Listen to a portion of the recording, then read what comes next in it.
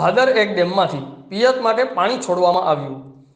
જેતપુરમાં આવેલી ભાદર એક ડેમમાંથી રવિ સિઝન માટે કેનાલ મારફત પાણી છોડવામાં આવ્યું। ભાદર એક ડેમમાં અત્યારે 31.40 ફૂટ એટલે કે 5419 MCFTનો સંગ્રહ કરેલો છે।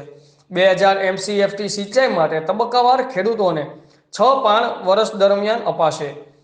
પ્રથમ પાણ કેનાલ મારફત પાણી છોડતા ધોરાજી, જેતપુર તેમજ જૂનાગઢ, પોરબંદર જિલ્લા તાલુકાના 47 જેટલા ગામોના ખેડૂતોને સિંચાઈના પાણીનો લાભ મળશે। ભાદર એક ડેમમાંથી કેનાલ મારફત રવિ સિઝન માટે પાણી છોડવામાં આવતા 47 જેટલા ગામોની 5000 હેક્ટર ખેતીની જમીનને પિયતનો મળશે લાભ।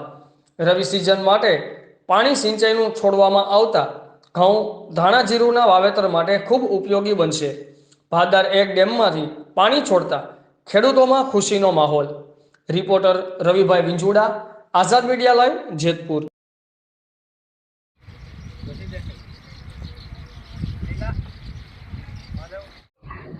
ભાદર કેનાલમાં પાણી છોડવાનું તો કેટલા પાણી છોડવામાં આવશે અને કેટલા હેક્ટરમાં ખેડૂતોને આ શિયાળુ પાકનો લાભ મળશે?